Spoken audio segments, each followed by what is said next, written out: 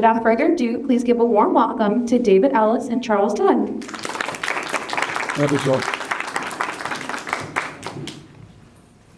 You know, it's interesting. I was reading through your career in the bio that you just gave, and you had a successful legal career, became a judge, and you're also a professor emeritus in literature. I'm not a professor emeritus in literature. I would like to be. Thank you. I should have just said, yes, I am. I am a professor emeritus. I may have fudged my resume somewhere there. I don't know. No, that's what happened. Unless you consider writing books being a professor. Well, that's what happened. That literature is Google. Oh yeah, you know, a friend of mine used AI on me the other day and found out all sorts of things that weren't true about me. His friend. Seriously, my they did that the other day. I tried to stay away from it. Going through your books, especially to the last one that you really did well with was Look Closer. Yeah. New York Times #1 bestseller.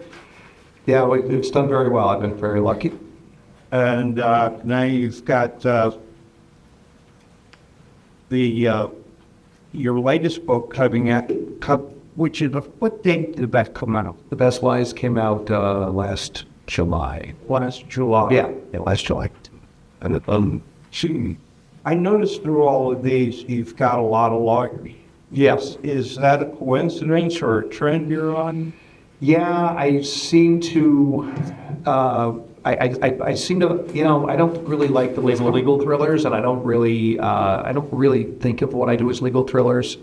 Some of them are. Sometimes a lot of courtroom scenes, some of them not. But I like to write about the law because I see so many.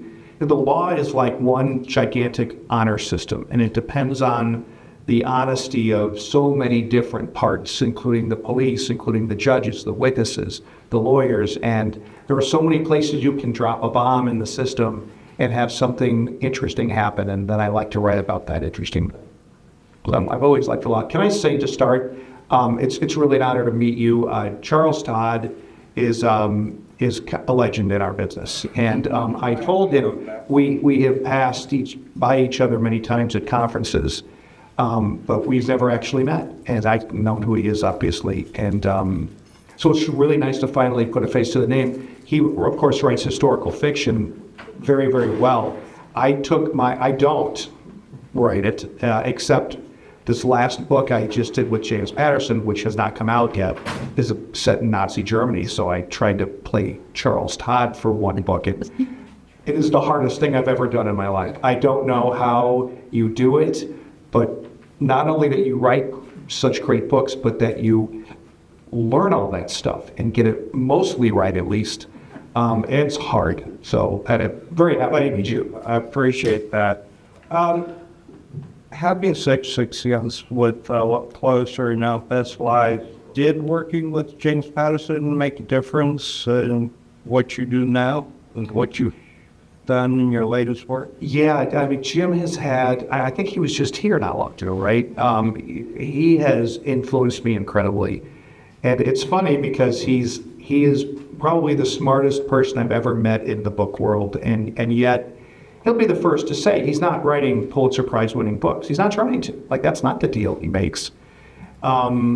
He always said, if I could write like Faulkner or Hemingway, I would have, but I can't. But I could do this well, so I'm going to do this.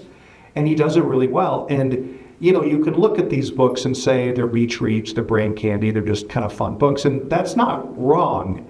But he's a brilliant guy, and he has so many insights. And as we go through a book together, I'll learn so much from him. It's like, you know, they have those master classes, and I think he has one. I get one every time I talk to him.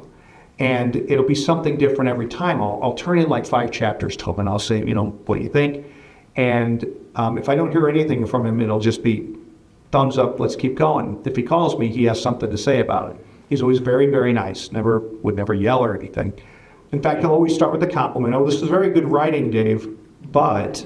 And I'm like, okay, here it comes. As soon as I see his name on the phone, I'm like, oh, there's something wrong with what I said. He's going to say, tell me nicely.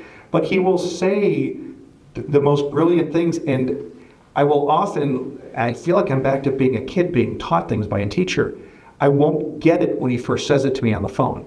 And then I'll hang up, and I'll be like, I still don't really get what he meant. Like, I wrote it down just to make sure I didn't, and then I'll start making the change. I'm like, oh yeah, no, he's right. Yeah, that is much better. And it's just little things, and his big thing he's taught me is it's all, and you know this, I'm sure, it's all about the reader. Like, he's taught me, the moment the reader stops thinking about the story and starts thinking about the author, you've got a problem. So you may have a bunch of research that you've got. I mean, this is a problem I'm sure you have. You'll learn tons of stuff about a topic, and you'll want to share it, right? In this obscure town in England, just one paragraph will do. That is interesting, but let's move on. Versus, okay, I don't need the color of the couch in the room, okay? I don't need 3 paragraphs on what shade of brown that couch was. He will always, every comment he's probably ever made to me has been with the reader in mind. The reader's not, you're slowing down the pace. We're not feeling this enough. The last thing we did, I'm sorry, I'm kind of just talking, honey, without stopping here. Filibustering is the word I'm looking for. But the last non-historical fiction novel we did together, it got crazy at the end. Like, it was kind of a crazy ending. And he said, he didn't even have to think about it. It just comes off his head. He said, the reader, that sounds right. And then we did it that way. I'm like, he's right. It's acceptable. And you see that in movies. You see sometimes you look back at a movie and you're like, that was really crazy. But it didn't feel crazy because they did it just right. He just knows that stuff like instinctively. So, and my chapters are shorter. He's a short chapter guy. You guys have all read Chip Patterson, I assume, right? 1,200 words or less per chapter, right? That's his rule most of the time. It wasn't for our Hitler book, but for most books. And he's doing that because he knows you guys want that pace. So I've picked that up. I don't necessarily hold myself to that number, but if it's a lot longer than 1,200, I start saying, maybe this is 2 chapters. Because that pace, you guys seem to like it. I've literally never had someone say to me, the chapters were too short. I wish they were longer. Never. But I constantly am told, I love that your chapters were short. I'm like, well, if you love it, what am I doing this for? I'm doing it for you. So that makes the book more enjoyable, right? Like, and some people push back on that and they don't like it, but why? If you guys like it, then I should be trying to do what you guys like. Well, you're in the business of writing for readers. Yeah. And that makes all the difference in the world. You have a variety of protagonists. They change from book to book. Yeah. Where do they come from? Where do you find them? So, I tried to write a series once, and my publisher finally figured out that I'm just not a series guy. It's just not me. I like to tear down my characters, so there's very little left of them when the book is over, and you can't really put them back. I guess to answer your question, I start with, and in fact, this is how I basically just write my books now, is I always start with a character. You now have your characters. You have Ian Rutledge, you have Bess Crawford. You have peripheral characters, but you've got your protagonists. I don't. So I start with, who do I want to spend time with? Like, who would be interesting? And what are their principal character traits? For Leo Balanoff in The Best Lies, he's a pathological liar. I've never written a book where the protagonist is a pathological liar. I'm trying to silence my phone. So I thought that'd be cool. Okay, I'm going to write about that. And he's also a guy who's kind of has an oversight sense of fairness. He'll stop at nothing to fix problems in the law. He's a lawyer. He's a crusader, basically, but also a pathological liar. I thought, that's cool. And then I thought, so it's really that. I just start with, what traits would be really interesting to spend time with. I used to always have this battle. You probably answered this question, Charles, so many times. You're blue in the face. What's more important, plot or character? I used to say they're equal. I don't think they're equal. I think character is more important to me and to you. That's my view. And so I start with the character, and then once I've got this weird oddball person, I ask the question, why? Like, why is Leo a pathological liar? What happened to him? And I start building his backstory. And that backstory always becomes part of the plot of the book. Why does he have this oversized sense of fairness? Why does he always go after all these things in the justice system that are unfair? Why is it so important that everything be fair? And once I built his background, the whole story just kind of starts to play out. And the story really ends up being about the characters, about the protagonists. So that's probably more than what you asked, but that's what I tend to do when I'm sitting here. Do you find yourself as a writer being more of a people watcher? Yeah, 100%. I mean, that's a great question.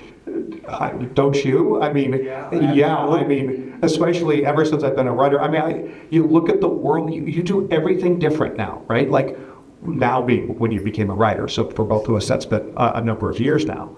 But like I watch TV differently. I read books differently. I observe people differently, and I always have these little thoughts that come into my head. I watched a movie on the flight here.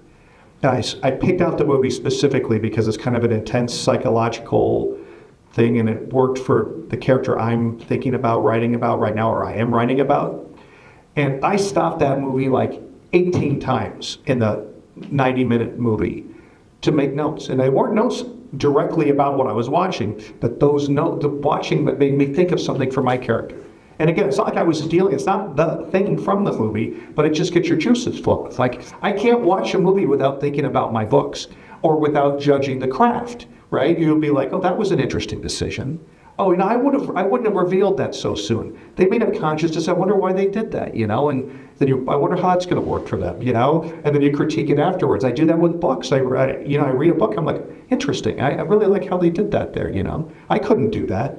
I love reading books by people who do things that I'm not capable of doing because it makes me want to be better, like you. So, yeah, I feel like everything that we do in our lives, and yes, how we watch people, you're like, oh, that person's interesting. I wonder why they're like that. I wonder what made them that way. And I wonder how that person can interact when this person walks over, I don't like to think of myself as a stalker, but talking about airplanes, I love it that there are 3 seats behind you. I always make a point not to watch who sits in the seats behind me, but I ease my chair back and just listen. Oh, yeah? Okay. See if I can figure out, okay, you've got 3 people. Are 2 of them together and 1 isn't? Are they all 3 together? Right. Or are they 3 separate people? Do they have any conversations? Sometimes they don't say anything, But it's the introductions of themselves, the way they refer to different things, especially when 2 people are friends and they're flying together and they'll talk about things almost in sort of a shorthand. Oh, yeah. Well, and yeah, okay. Well, it's kind of similar to, it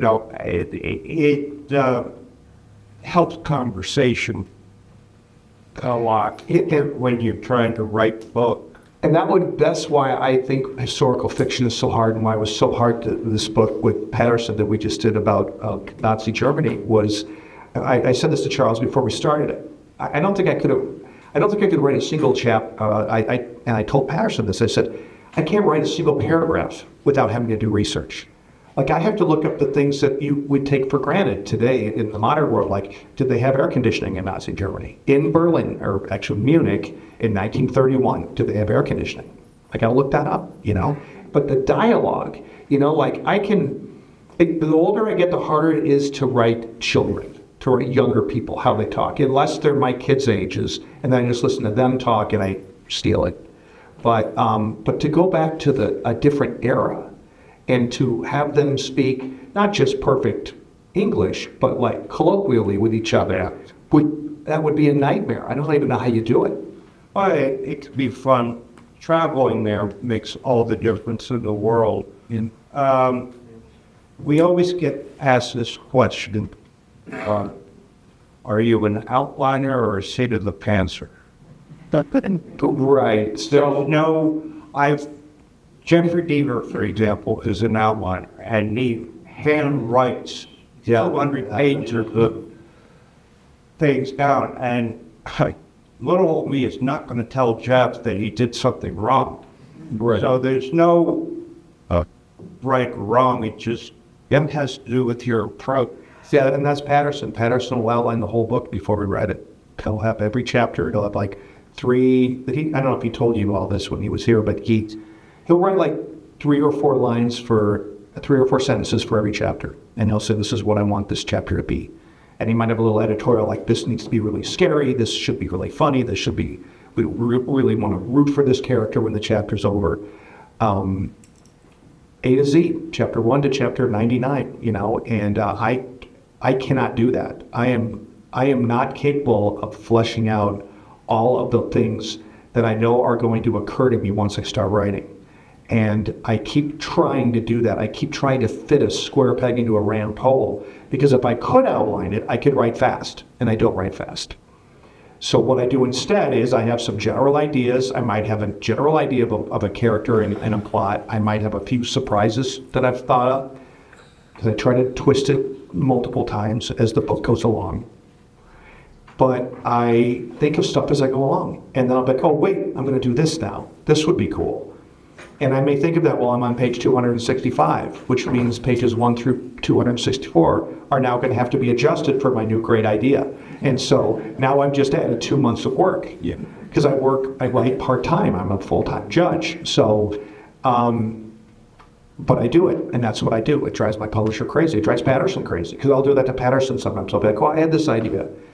And he's really great. He doesn't care. He doesn't care whose idea it is. He has no pride of authorship. All he cares about is that the book will be really good. So if I think of something off the outline, I'll tell him, and he'll be like, okay, what is it now, Dave? You do this to me every book. You've got some new idea. But he'll listen. And if he thinks that's an improvement, he'll be like, go do it. He doesn't care. And a couple of the best books we've done pivoted midway through when we had a different idea. So I would love to outline Charles. I wish to God I could. I just can't do it all the way. I just think of things as I go along.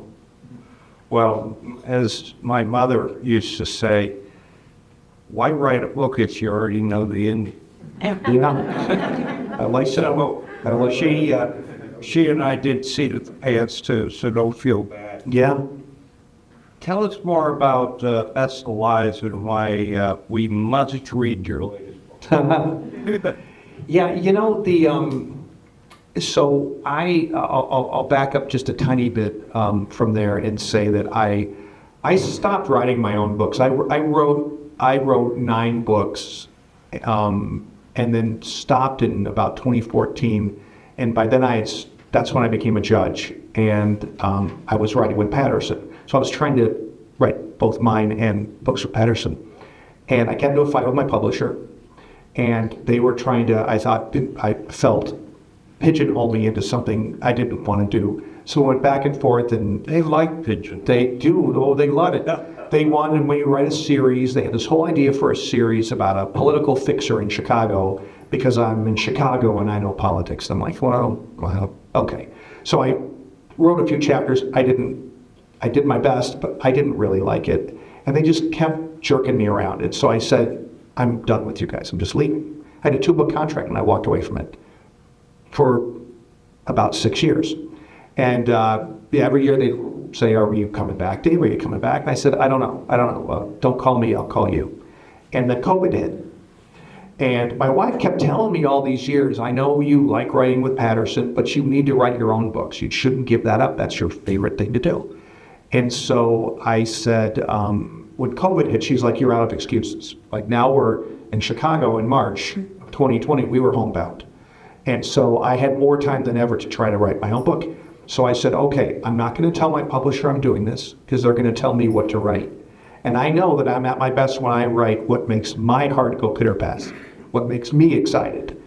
If I'm not excited about what I'm writing, you're not going to be excited. The lack of the enthusiasm will bleed out onto the page, and the lack of enthusiasm will show if there's a lack of it. So I said, I'm going to write what I want to write. I didn't tell my literary agent. Of course, my wife knew, and that was it. Nobody else knew. And I said, this book is going to be fun. And from now on, I'm just going to write fun books. And I'm going to write them like 8-episode shows you would stream on Netflix, where there's a revelation at the end of every episode. You know, I'm just going to, because I like that. That's what I like. I'm like, I'm too old to write what somebody else wants me to write. And that's what I want to watch, where I twist the ground out of every 10,000 words. Every 10 chapters, you're like, holy shit, what just happened? That's what I like. And so that's what I do. And so both of these books, Look Closer and The Best Lies, principally, I'm just trying to write a fun book. Like, there's so much serious crap in the world right now. And, you know, COVID was no, you know, fun thing. And I lost someone close to me, and probably other people in this room did. And I just wrote the word fun on a Post-it and stuck it on my computer. And taking a page from James Patterson, I said, every chapter is going to be fun. Every chapter is going to be fun. In some way, at least. It might be scary as hell, but that can be fun, you know? And it's hard to do that. It's easy to say that, right? It's easy for an author to say, here's writing 101, guys. Every chapter should be really good. I mean, that sounds like the most obvious thing in the world. It's actually really hard to do. It's really hard to keep it high. And that's what Jim would always instill in me, you know? There's no low points. There's no slow points. That's why he likes the quick, tight chapters, so you can do something fun in each chapter and then go to the next one really quick. You keep that staccato pace. It stays fun. It stays interesting. You read it faster. You like books more when you read them, when you close the book fewer times. So, you know, that's kind of, for both these books, what I'm trying to do. With The Best Lies, I think my big thing was I really wanted to write, I really wanted a guy who tells you on page 1, I'm a pathological liar. So let's start with that and see where it goes. And he has an unbelievably messed up personal life and background.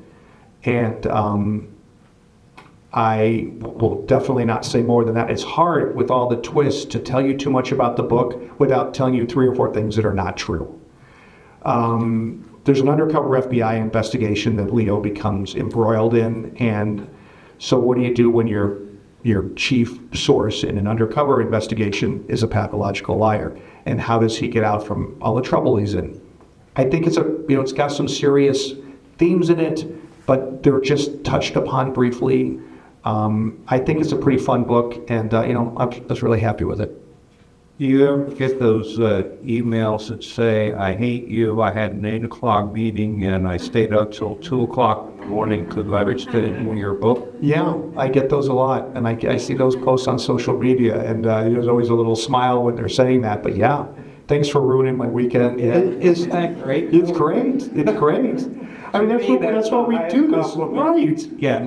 Right. You know, the people who said I read it in one sitting, I'm like, well, that's awesome. That means you couldn't stop. I really do believe that the fewer times you put it down, the better it is. You know, it's why people binge watch things, right? You know, if you stop it and go do your life and then come back, you can pick it up, but it's not the same as just going from one to the other. And so I try to write it accessibly like that. I try to write that's why you write short chapters, because then you say, well, what's one more chapter?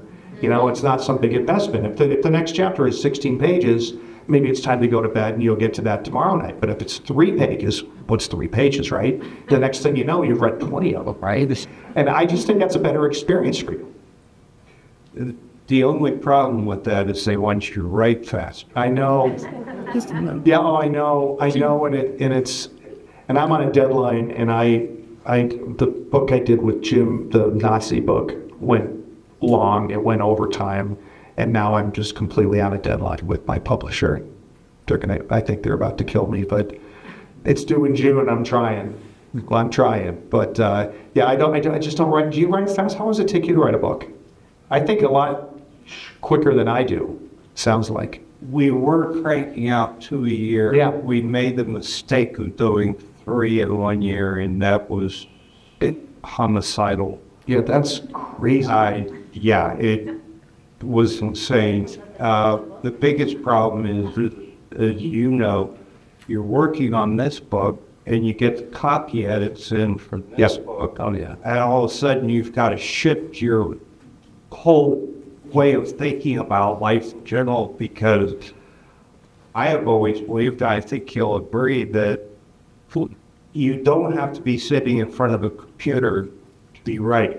Correct. Sometimes it's even better if you just step away from the computer for a little while and let things kind of settle, then go back to it and you do better. But that's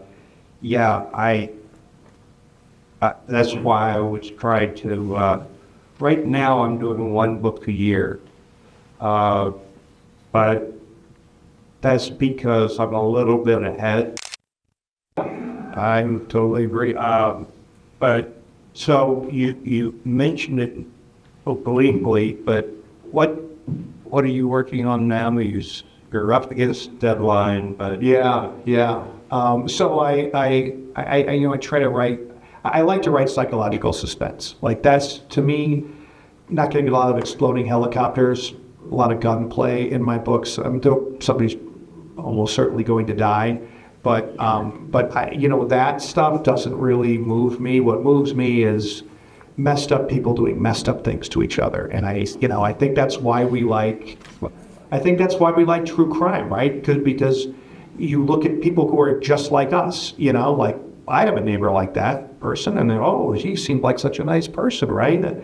Who knew he was going to take an axe to his wife, But he used to drive the carpool of the soccer with me. Like, we like that stuff because they're just people just like us. Like, I don't,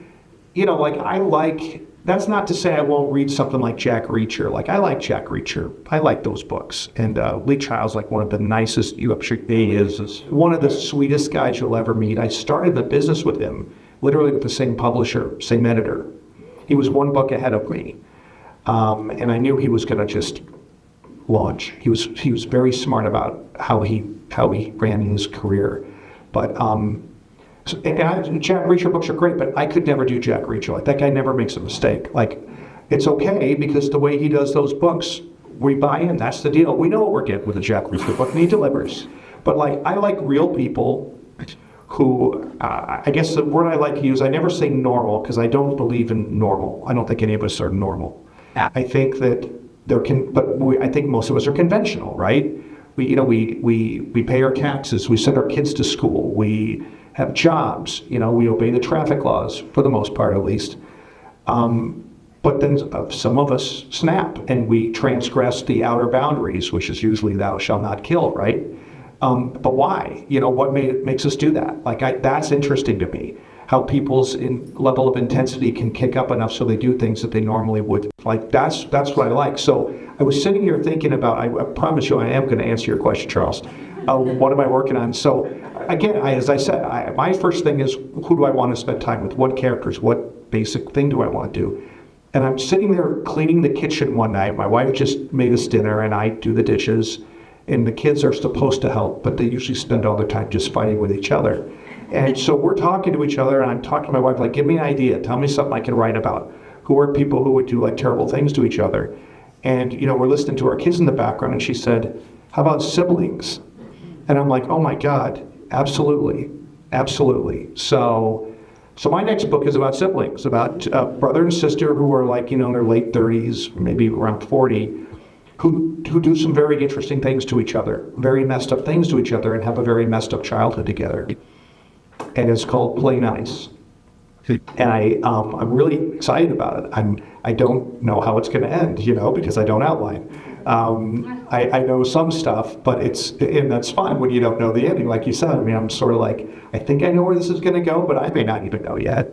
But I love the setup. I love the characters. I hope you like it. It's probably not going to come out till next summer. Not this summer, but next. Because I probably won't finish it until June. But if I finish it by June. But yeah, so and that's kind of just that's what I like to write now. Like I tried a bunch of different stuff. I've written from different standpoints, different viewpoints, different things, third person, first person. I really like, I like to write in the first person as much as possible because I think you can really dig into the psyche of the character. I like intensity. Like I want it to be fun and I want it to be funny, but I want it to be intense. I really want you to feel like you're getting to know these people, and I think that's my thing. Like I found like that's what moves me. So that's what I'm going to give you. I'm not going to be pigeonholed beyond that, but psychological suspense, I will pigeonhole myself. Do you ever have a plan for a character and they just won't cooperate? Yeah, all the time. They just change right before your eyes, right? You're like, wait a second, this isn't what I had planned for you, but this kind of works too. I kind of like this better. I mean, is there a book where something like that hasn't happened? I think that's happened with just about every book I've written. We wrote a book called The Murder Stone, and great character, had a wonderful job. So they died, we killed them. Sure. And, but he kept showing up in scenes weren't working because that character wasn't there anymore. Yeah. And we realized I believe in the philosophy that you don't have writer's block, you just took a raw curve, and it's time to back it up. You can't hurry back into home plate. It's just not going to work that way. Right. So you got to go back and find out where it stopped working. And we went back. We unkilled him. Yep. And it was great. We killed him a couple chapters later. It was fine. He had a little longer to live, at least. Yeah. Quality of life. And it made the difference. Yeah, 100%. And I always take it as a good sign when my characters change right before my eyes, because I think that means they're interesting. I mean, the easiest thing to do is have wooden characters and set up a pretty formulaic plot, and it could still be satisfying. It'd be a satisfying read, but it wouldn't be an engrossing read. You wouldn't be like, oh, I need to know what's going to happen to this person. If your characters are changing like that, it's probably a sign that you're doing something right. That's what I think. Yeah. You were talking about next door neighbors doing insane things like chopping up their whites, but not to put you in a box where you have to refer to a specific case, but before you became an appellate judge, you saw some pretty whacked out things. Yeah, I mean, I'm in Chicago, so I mean, I get all the crime. I get every criminal appeal. My jurisdiction, there's 5 appellate districts in Illinois, and Cook County, if you guys know, Cook County is where Chicago is. It's like one of the biggest counties in the country, and it's its own district. So I have Cook County. I get every civil and criminal appeal in Cook County, so I get all the Chicago crime, and I see a lot of stuff. And people always ask me, what kind of case specifically gives you the best ideas for books? Does anybody want to take a guess which kind of case, criminal, civil, whatever it may be, which area of the law I get the most fodder from? Anybody want to take a guess? So we have financial crime. Financial crime was a guess. That's a good guess. That's not far off. It's not criminal cases. It's the divorce cases. Yeah, they have the divorce cases, the things people do to each other. I mean, that's people who loved each other, who hurt each other, that kind of stuff, that's more my neighborhood, like, I hate doing this case. As a judge, they're my least favorite cases to do. They're awful cases to look on. But as a writer, I'm like, look at how these people behave, driven by passion to do things they otherwise wouldn't do some horrible things to each other.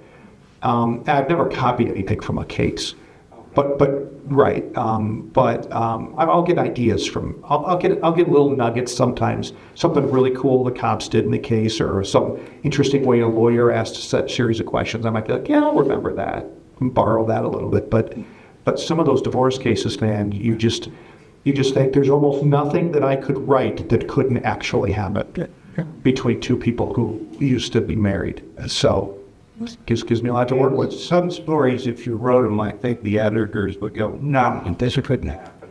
Oh my gosh, that's true. So often. I wrote a book. You guys remember Governor Rod Blagojevich in Illinois? It's okay.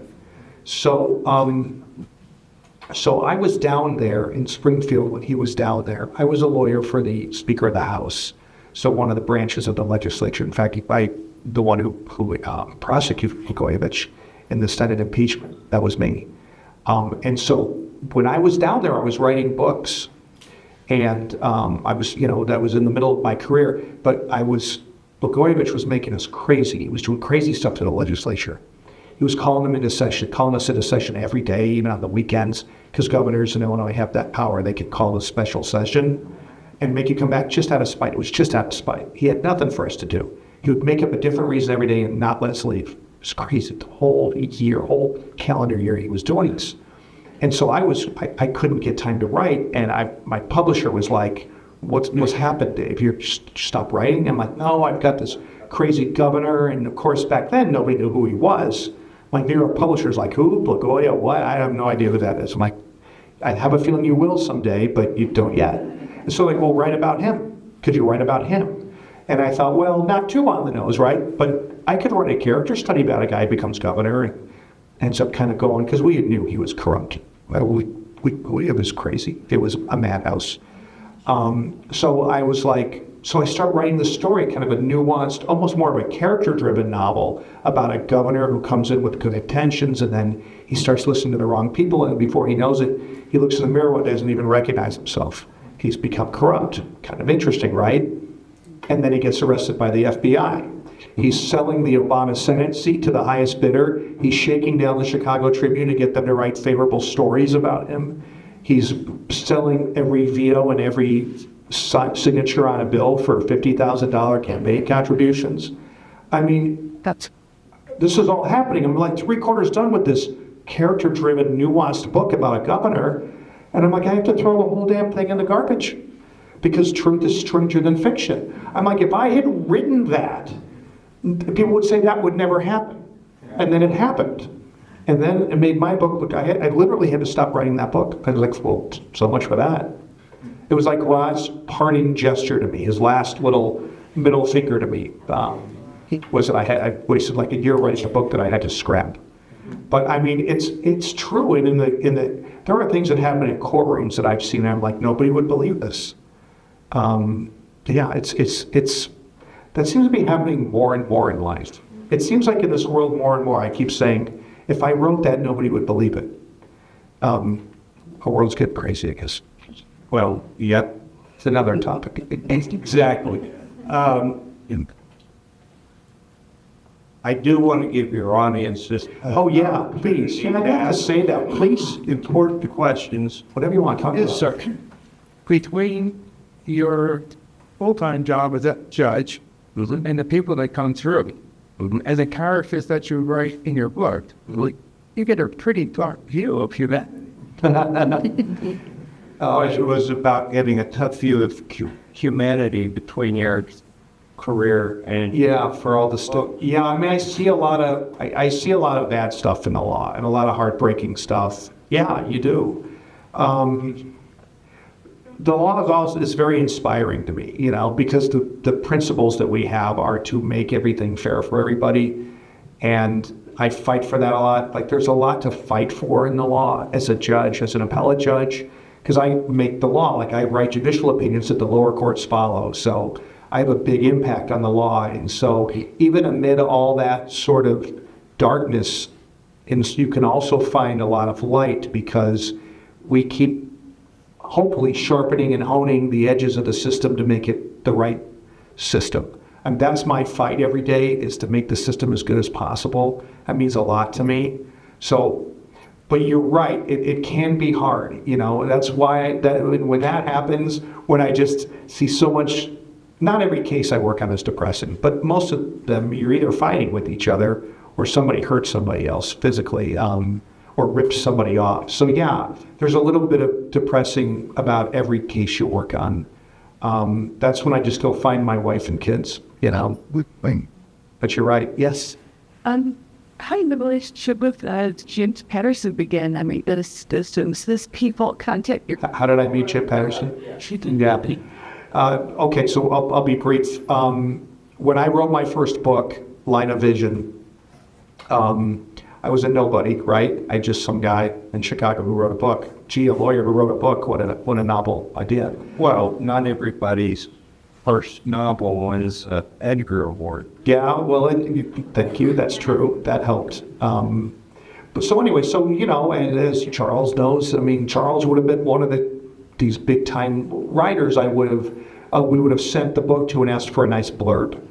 Charles and I are in slightly different genres, but Patterson was one of these guys. So we sent it to him and said, would you be willing to read it and say something nice about it? Usually it's no, you know, I don't have time. He read it and he loved it. And he wrote this nice blurb, this is the best suspense novel I've read in a long time or something like that. Which to a guy like me meant everything in the world, you know, and I would go around to what was then, in like the year 1999, the 4 big mystery bookstores in New York City, most of which are not there anymore. And every place I'd go to sign up their big stock of my books, they'd be like, oh yeah, Jim Patterson was just here talking about how much he loves your book. And I'm like, wow. Like, you know, he was a bestseller even back then. And so I was like kind of floating. Fast forward about 8 years, the guy who published, the top publisher at his, not at Little Brown, but at Warner Books, which has Little Brown as a print, quit the business and was obviously very good friends with Jim Patterson, right? Because he's his biggest author. Quit the business, became a literary agent, and hired me. Like I hired him. I mean, he became my new agent. I switched agents. And Larry Kirschbaum, if you know Larry. And so they're buddies. And so they were having lunch, and Jim was saying to Larry, tell me about your new clients. He mentioned my name. He said, I know David Ellis. He wrote a book like 8 years ago called Line of Vision, and remembered it like top of his head, knew everything about it. Because that's how Jim is. And so then then they said, well, he was just starting to have co-authors. Larry calls me. I end up coming into New York and having dinner with him. He says, do you want to write books with James Patterson? What do you think I said? No, seriously, what do you think I said? It wasn't yes. It wasn't yes. I said, well, I don't really, we write differently. Like we have, we write different books, like I'm God's gift to writing or something. I'd written like 4 or 5 books. He had like 20 bestsellers by then. And I'm like, our books are different. And my agent was looking at me like, why are you an idiot? I mean, are you actually going to turn this down? Like, I think in hindsight, I was just intimidated. I think I was just scared. That's what I think. But he said, call Jim, call him. He's down in Florida. He lives right, as you know, he lives right here. He said, just call him. You'll love him. And if you don't want to write with him after you talk to him, don't. Just say no. So I called him and I said, hello, Mr. Patterson. He's like, oh, I'm not Mr. Call me Jim. And the first thing is, I love Line of Vision. And then, by this time, that book is like 8 years old. And he's naming the character by his first. He's like, oh, Marty was really like how you did this, like down to the fine-grained details. I'm like, okay, that's really impressive. And so I said, look, I'll cut to the chase with you, Jim. I don't know how to write a James Patterson book. I'm flattered, but I don't know how to write a James Patterson book. And he said, you're not here to write a James Patterson book. You're here to write a James Patterson, David Ellis book. We're going to combine our skills. I know what your strengths are. I know what you can do. I read your books. I know what I can do. I think we'll have a cool synergy. I think we could do something really cool together. I mean, how do you say no to that, right? I'm like, wow, like I kind of got chills. He's like, I'm not just coming in here saying, just write a book and I'll put my name on it. We're going to collaborate. I'm going to keep charge of it. You're going to do more of the grunt work, but I'm going to make sure it is in the form it needs to be in. Kind of like a director's relationship with an actor almost, like judging me as I go and making sure it's all just right. And the rest is history. We've written 13 books together. It's been crazy. So that's how it started. And it's probably the best thing that ever happened to me. And like I said, I've learned so much from that guy. He's just a walking masterclass when he talks. You have a gentleman back here. Mr. Ellis, Hi. I'm enjoying your presentation very, very much. I've always wondered, when I see a book, a collaboration, I see 2 authors on the cover. Yeah.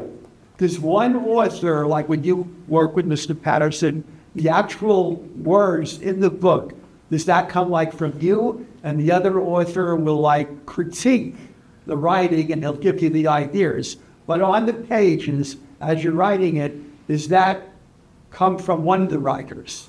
the actual words. Yeah, so he'll outline it. I mean, he talks about this. This isn't a secret or anything. He outlines it and then shows me the outline. And like I said, it'd be chapter 1, 3 or 4 sentences, you know. He'll have the whole thing conceptualized. He thinks of things like movies. I don't know if he's intentionally doing that, but that's what he's doing. He's very visual about it. He thinks of what every scene should be enjoyable.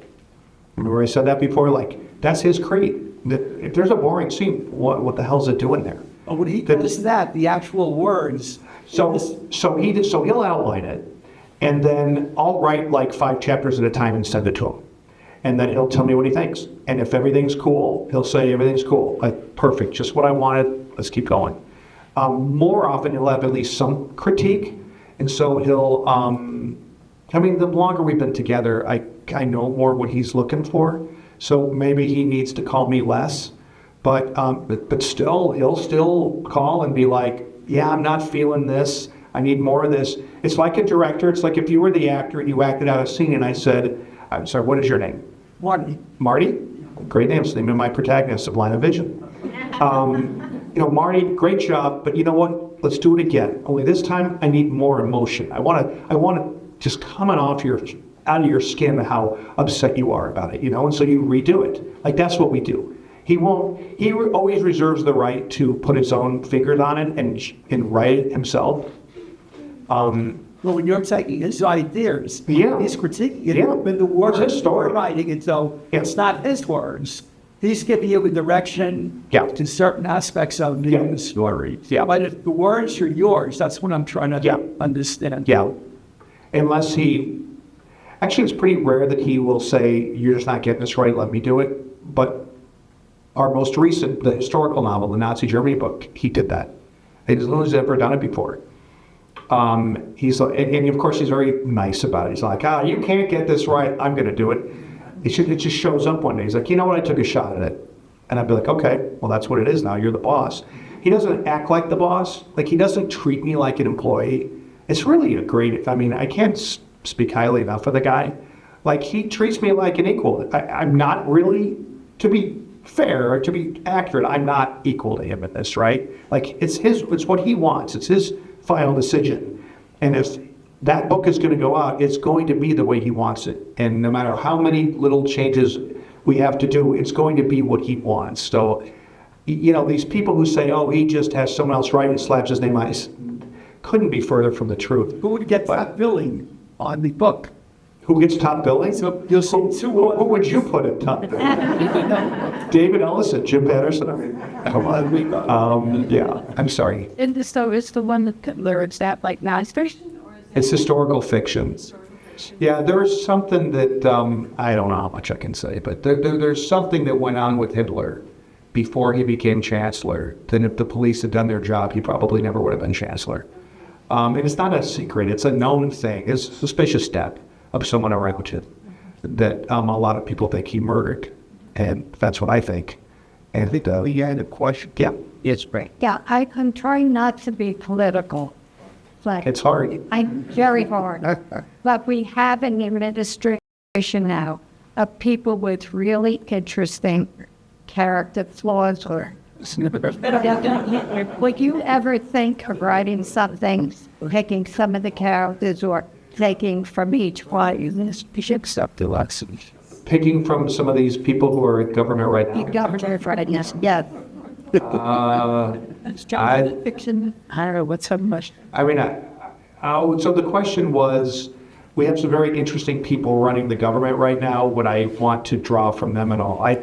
Unlikely. I mean, main reason is I really do look for just kind of everyday people. Like, I like to write about people who live in the suburbs or, you know, or they have families, you know, and like, that's someone who's like running the government. Like, that's a whole different element. I also really try to stay away from politics. It is just not worth it. It's not worth it for anybody. Mm-hmm. It's unless you want to go all out and write a book that's like a political, you know, that do it, Godspeed. But it's, and part of that is because I'm a judge. Like, I would hope that if you went to all my social media pages, you would have no idea what I think politically. And I have very, very strong political views, very strong political views. And it kills me that I can't say them out loud, but I don't think I'm supposed to as a judge. Family. And I don't think that my publisher would want me to, because whatever I said, I would lose half my audience.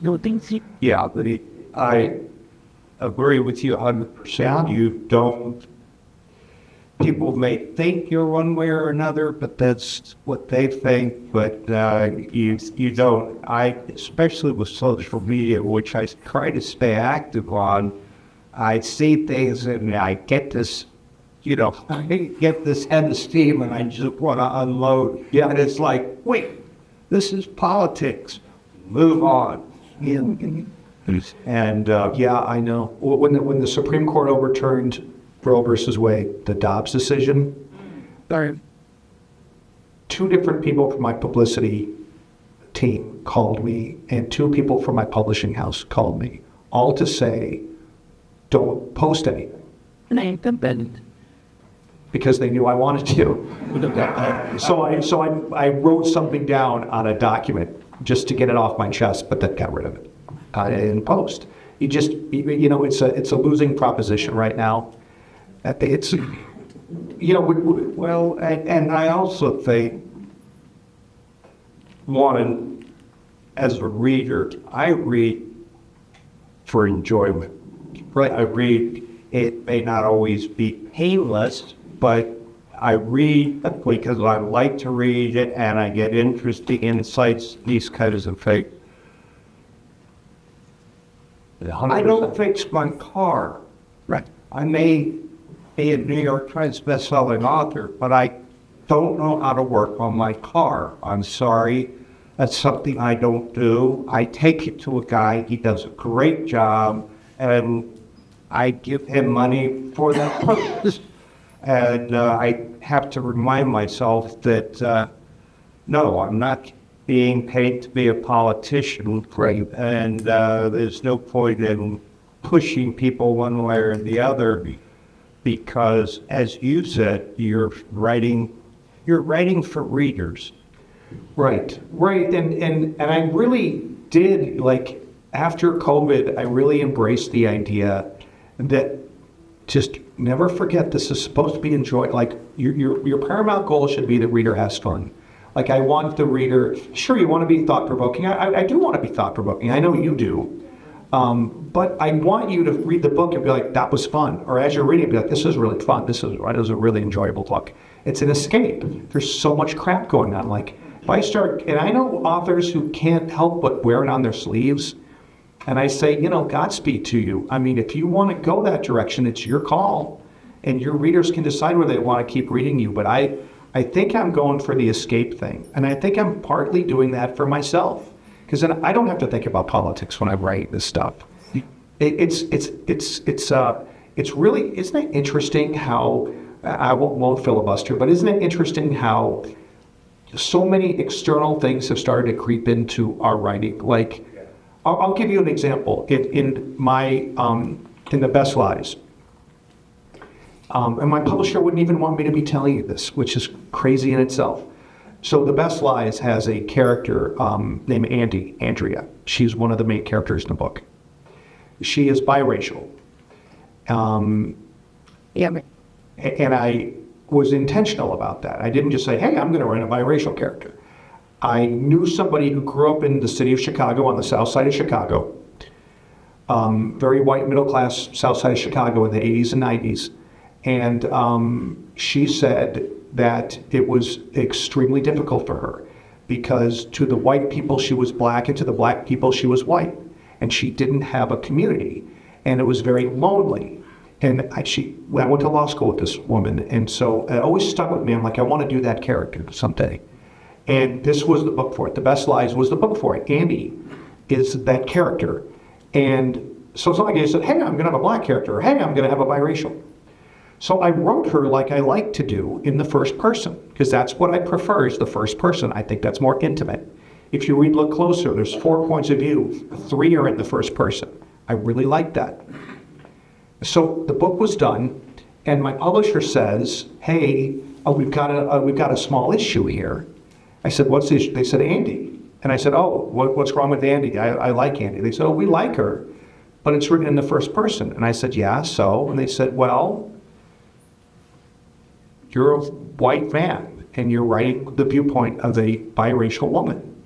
And I said, yeah, so? What did I do wrong? Did I do something wrong? Was I insensitive? Did I not handle the character? And I worked really hard on Andy. And they're like, oh, no, you didn't do anything wrong. I said, did I do something that would offend people? Did you get me canceled? Tell me. They said, nothing.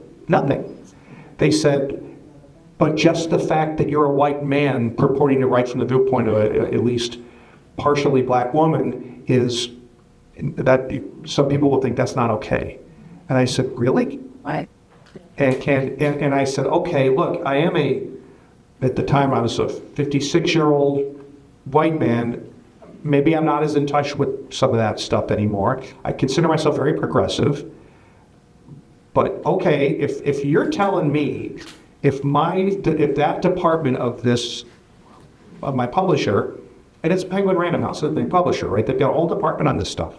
If you guys are telling me this could offend people and make people want to like boycott my thing, okay, I won't do it. I don't want that to be a distraction. So I changed it. And so the Andy scenes are all third person. They said that was okay. Just not first person. It's too intimate. And I thought, okay, that's not a hill to die on. I thought about dying on that hill. I thought about saying, publish it. I don't care. Right? I mean, I thought about it because I said, tell me that I did something that was insensitive and I will change it. I want to know that. But just tell me a white author can never write about, it was crossing gender and race lines. That's not okay. Can I cross one? I mean, when it was over and we kissed and made it, well, we didn't fight. It wasn't a fight, right? Like, I got what they were saying. They didn't want me to get canceled, right? And I said, you really think I'll get canceled? Like, I'm not hiding that I'm a white man. Look at the back cover. I'm a middle-aged white guy. I'm not pretending. But they said it's too much of a risk. You can't do it. So I changed it. And I think in the process, I diminished Andy as a character. I think you read Best Lies, you were probably, if I asked you who's the protagonist or protagonists of the Best Lies, you'll probably say Leo. Why? Because he's in the first person. And Andy's not. I thought Andy was a co-protagonist. I think I reduced her. I think whatever they were worried about had the opposite effect. But when it was over, I said, look, okay, I did what you said, but what does the future hold? Can I write about a woman? What about a white woman? Is that okay? Because I'm not a white woman. Can I write a black man, an Asian? I said, do you just want my books to be all white people? Because I don't want my books to be all white.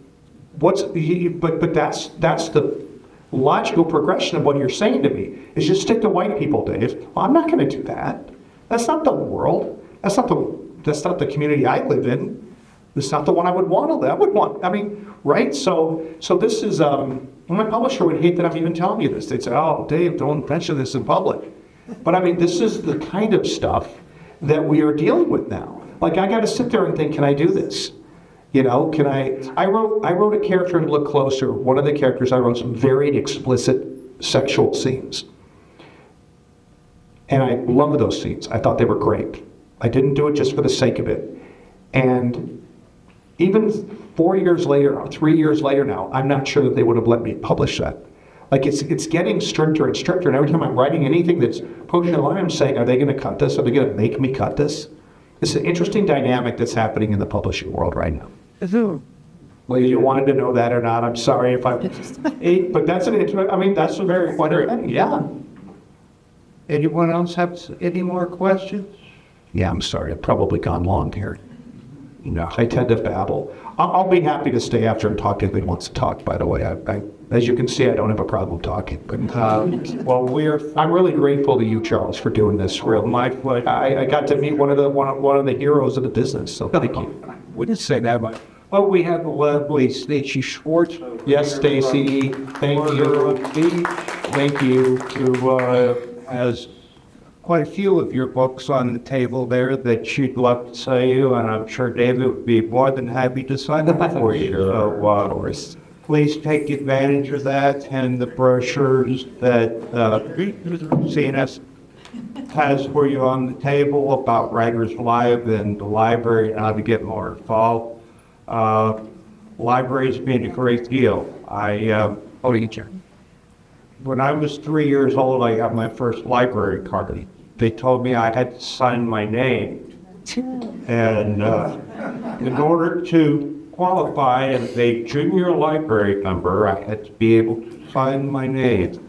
So I worked, and by golly, at 3 years old, I went in there and I wrote my name, and I had my library card. I've been a library fanatic ever since, so it's always good to be a part of this and have a chance to talk with you for a little while.